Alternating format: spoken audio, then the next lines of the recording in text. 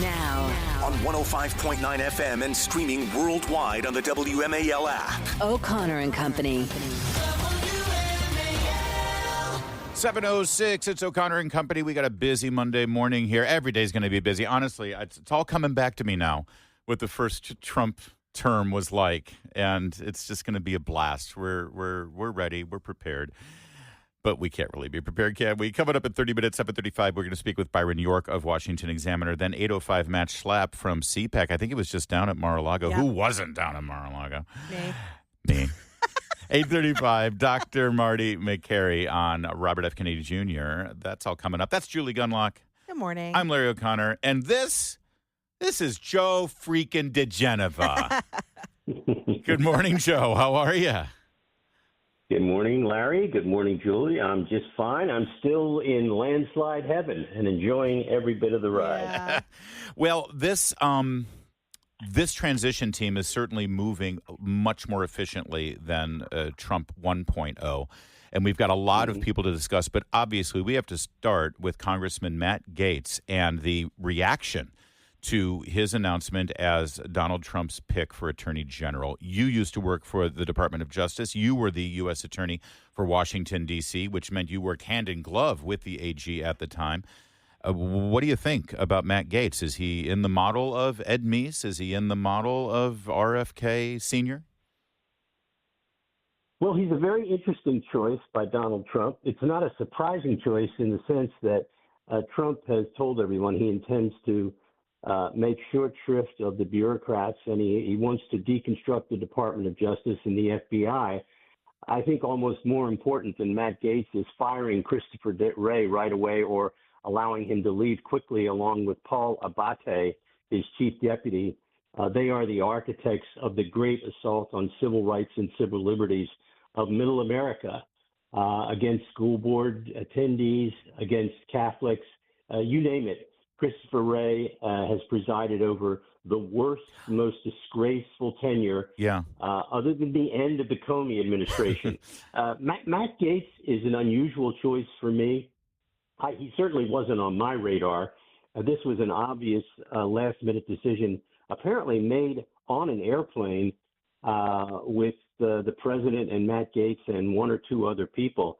It's going to be a rough ride. And, my position is very simple. I want the president to spend his political capital where it matters the most. And, of course, the Justice Department matters a lot. I mean, it is central to reorganizing government. But we'll see what happens. I hope the president gets his choice because that's what I want. You mentioned the FBI, and it's interesting whenever you see Christopher Wray questioned about, investigating the Catholics going to Latin Mass and the school boards and arresting people for praying peacefully outside of Planned Parenthood. He'll say, there's nothing extraordinary here. This is standard operating procedure. And he doesn't understand that's the problem. Yeah. That's the problem, that they think this is normal behavior. So I got to ask, what do you think of what's been floated for the last 48 hours is Kash Patel as the director of FBI? Oh, I think it would be wonderful. It would be magnificent. To me, that would be the perfect manicure, pedicure to what's going on inside the FBI. He knows the place, and he would be able to surround himself with people who want the FBI to be what it used to be. And by the way, let's not forget the raid on Mar-a-Lago. The FBI didn't have to do that. That was a choice that FBI Director Christopher Wray and his assistant director Paul Abate made. They didn't have to go there with guns. They didn't have to go there the way they went there. They didn't have to go through Melania's bedroom. They were looking for classified documents, they said. Yeah. If that's the case, they already knew where they were. They had been negotiating for those documents for months. So the bottom line is Christopher Wray can't leave soon enough, and I think Kash Patel would be a fantastic choice. By the way, Larry, go ahead. Well, you finish your thought because I was going to quickly move on to another topic. Go ahead.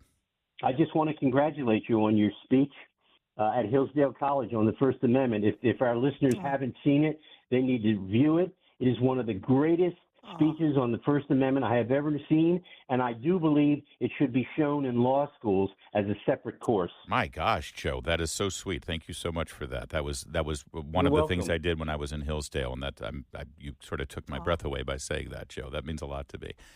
Can I ask you from a legal standpoint, some of the things that we've heard about Matt Gaetz? What are we hearing in the media, and what are politicians saying? Well, Matt Gaetz was under investigation for, sex trafficking and drug use and everything. That's an investigation by the FBI, which, by the way, was leaked by the FBI and the Justice Department, that has been dropped. We hear that Tulsi Gabbard, the nominee for the Director of National Intelligence, is a Russian asset. We're hearing that Pete Hegseth, the nominee for Secretary of Defense, is a white supremacist. Why can people make such definitive statements about individuals without any actual repercussions? Tulsi Gabbard is a former congresswoman, and she's currently in the Army Reserves, I believe. And you would think maybe she would be expelled from the military as a Russian asset if that were true. Pete Hegseth was in the reserves right up until about 8 months ago, and we're told that he's a Nazi. Obviously, it is not true. Otherwise, these people would have been expelled from the entities that they participate in the military, or for that matter, with Matt Gaetz, this investigation. So can you sort of unpack that, the fact that in Washington, D.C., you can just say these things? Joe Scarborough can just say this as if it's a fact, when it is literally defamation of a person's character. They're destroying these people. Well, Joe Scarborough, first of all, is an idiot. Or you have to remember him. Talk about a womanizer. We used to have, when Victoria and I were doing the investigation into the Teamsters on Capitol Hill, Scarborough was on our subcommittee on the education, which was chaired by Pete Hoekstra. And so we had we had like a one-vote majority. Scarborough never showed up for hearings or votes. And, it was usually because he was screwing around somewhere. I mean, the guy had Allegedly. a reputation as being a skirt chaser. Yes, allegedly. But the bottom line is this. Scarborough is the last person in the world who should be throwing rocks. But first of all these people are public figures. Pete Hegseth is a public figure. Tulsi Gabbard. They really have very little recompense under libel laws in America. The answer to the critics like Joe Scarborough is to confirm them for office, is to get them in as quickly as possible. And with all due respect to John Thune and all these John Cornyn and all these folks who want to see this and they want to see that and they want to move through the process and the Senate has a right to this and right to that, there was an election. That election was very important. They are in the majority in the Senate because of Donald Trump. They need to shift gears a little bit. They need to get these people in office. It doesn't mean they don't have to have confirmation hearings, fine, but move them along and don't let the Democrats submerge these hearings into endless accusations. We do not want a repetition of the Supreme Court nomination of Brett Kavanaugh and Amy Coney Barrett, where people were accused of being bigoted because they were Catholic, or phony sex allegations were brought up against Brett Kavanaugh. This is what we're headed for. The Republicans in the Senate better be ready for a fight, and they better get it over with fast, because I can tell you there is no stomach among Republicans for them to play God, and the Senate is working its will. BS. Get them confirmed. Joe, you said one of the first things Trump needs to do is get rid of Chris Wray and some of these other people at the Department of Justice quickly. But is there going to be any are they going to pay a price legally for what they've done? For instance, Jack Smith, Chris Wray, other people at DOJ that have just ruined that agency, not to mention FBI. Will there be, and whose role is that? Is it Congress? Who can forget Julie Congress. with the obligatory revenge question. Yes, exactly. Yes, we need revenge, Joe. I don't want amnesty for these people. I'm not against accountability. You can call it revenge. That's fine with me. The bottom line is this: mismanagement is not a crime. But what I do want to know is, what I do think should happen is this: all of these people, including Chris Wray and Paul Abate, should have their security clearances revoked upon day one when they are fired. If they leave office and resign, their security clearances should be revoked immediately. You need to hurt them where it matters, in the pocketbook. All of these people make millions of dollars getting gigs with security firms and major corporations sitting on the board because they have security clearances and they can work on secure contracts. It is absolutely vital that the president revoke those security clearances and have Tulsi Gabbard and John Ratcliffe make sure that happens. Remember, when Trump wanted to do this before, his CIA director, Gina Haspel, refused to do it. This has to stop. The way you hurt them, besides litigation and criminal investigation, is money. You take away their security clearances. They can't do millions of jobs if they don't have a security clearance. They can't work for a defense contractor. They can't work for a high-end security company. And by the way, high on the list of revoking security clearances is Eric Ciaramella, the guy who was involved in that phony scandal involving Zelensky and Ukraine. You remember him. He was the CIA guy assigned to the National Security Council that we weren't allowed to mention his name because he was a CIA officer assigned to the NSC. His name is Eric Ciaramella. He still has a security clearance working at a think tank in Washington. It should be gone. We continue with Joe diGenova here in a quick moment because there's more secretary nominations, cabinet nominations that have been made that we want to run by him, as well as some deputy. Joe knows these lawyers, and there's been some deputy positions announced as well as White House counsel, and we're going to get Joe's impression of that in a moment. First, though, 7:17. We better get straight to Jamie Whitten because there's a lot going on. News is brought to you by Baird Financial.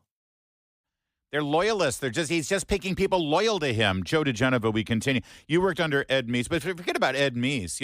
So Kennedy appoints his brother as AG. Pretty loyal, right? Reagan picks Ed Meese, right? But how about Obama? Didn't Eric Holder call himself Obama's wingman when he was AG? That is correct. Is this something new that, how dare the Attorney General be someone who is actually loyal to the President of the United States? Well, the most important thing is not to listen to that cacophony of idiocy, but do the right thing and make sure that the Senate does its job. I think a few private meetings with the Senate leadership is in order now for the president to John Thune and these folks.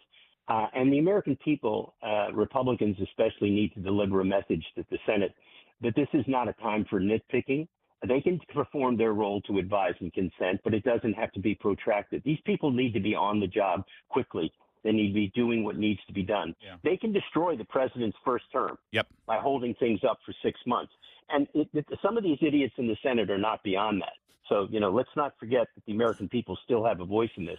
They put these guys in office. Joe, you've often mentioned that it's, in many cases, the deputy attorney general or the deputy this or the deputy that end up. So Todd Blanche and Emily Both named for number 2 and number 3 at Department of Justice. They represented Trump in the Jack Smith cases, right? Do you know them, and what do you think of them? I know of them. I do not know them. I've never had any work with them, but I know they have very good reputations. They're from the Southern District of New York, of all places, and they actually have some honor and integrity. They're very good, and they're perfectly fitted to be the deputy. The deputy, as you know, in the Justice Department runs the place. Yeah. The Attorney General is kind of the figurehead policy person who gives speeches and does stuff, but also the Deputy Attorney General is really the most important job in the department. And Bove is fantastic, and the new Solicitor General, Mr. Sauer, will be just fine. He's an excellent appellate advocate, fine legal pedigree. The choices at the lower level are superb. They're just impeccable legal credentials. Couldn't be better. Joe, if I remember right, in the post-election day 2020, there were many teams sent out to various states as shenanigans occurred in the counting of ballots, mail-in ballots, drop-box ballots. I know people who were in Nevada, and please correct me if I'm wrong, but you had a working knowledge of what happened in Pennsylvania, did you not? Yes. Yeah. Oh, so I want to play for this. This is Diana Marseglia. She is a Bucks County commissioner. They were voting on mail-in ballots that were not signed by law, by state law, and by a ruling of the state Supreme Court. Those ballots are not to be considered valid votes. Here's what she said. I think we all know that precedent by a court doesn't matter anymore in this country, and people violate laws anytime they want. So for me, if I violate this law, it's because I want a court to pay attention to it. Joe, this is, of course, has nothing to do with the presidential election since it was too big for them to get away with anything. But this is Dave McCormick's victory, upseating Bob Casey as Senate, and they're going to do this. It's happening before our eyes. They're not even pretending it's not happening, Joe. Well, this statement by that woman is in direct contravention of a ruling by the Supreme Court of Pennsylvania, which says these ballots cannot be counted. So she is theoretically in contempt of court. What should happen is the lawyers representing representing McCormick, should file a motion with the Supreme Court of Pennsylvania, urging them to hold her in contempt for being in direct violation of their direct order. She should be charged by the local prosecutor. if she says she's going to count illegal ballots, that's a felony in Pennsylvania. But Joe, Everybody involved in that decision. You can take a vote and try to cover up what you're doing with a vote. Voting for something illegal doesn't protect you from legal consequences. how does this differ from some of the things that we learned happened in Pennsylvania after Election Day that I know Senator Cruz and Senator Hawley were going to talk about on January 6th had those events not occurred the way they unfolded? Well, the difference is this is in the open. They're doing it. They denied it the last time. They said there's no illegal activity here. This time, she says, I'm breaking the law, and I don't care. Well, that's the big difference. There's no not much of an investigation is necessary at this point, but they should be filing motions, McCormick's people, and I'm sure they are. They have very good lawyers. They've been all over this. And these people are being encouraged by the Democratic evil demon, Mark Elias, to do this kind of stuff. And that guy, boy, I'll tell you, talk about somebody who ought to have a bar complaint filed against him. It's Mark Elias. Joe diGenova, it's always a great conversation every Monday morning. Thank you so much. And thank you for those kind words about my remarks at Hillsdale. I really do appreciate that. Oh, listen, Professor, you were wonderful, Professor. Thank you. Great See, you're job. the only. I've been telling Julie that she has to call me Professor now, and it's not sticking, believe it or not. I mean, she does call me Professor, but then there's a word that comes after that I can't say. Thank you, Joseph. Thanks, Joe. You bet. By the I'll post that speech on my do. social media accounts if anyone wants to see what he's talking about.